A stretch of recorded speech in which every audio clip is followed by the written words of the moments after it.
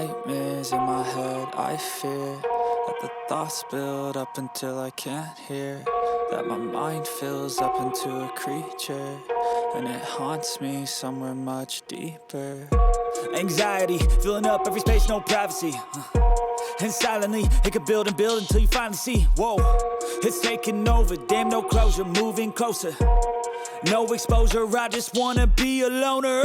Some can't stay sober, looking over all their shoulders, like moving boulders just to get out of the home. It sucks, I've had enough, I don't wanna feel the stuck under the rug, all my problems that I shove. I got nightmares in my head, I fear that the thoughts build up until I can't hear, that my mind fills up into a creature, and it haunts me somewhere much deeper. I got nightmares in my head, I fear that the thoughts build up until I can't hear, that my mind fills up into a creature, and it haunts me somewhere much deeper.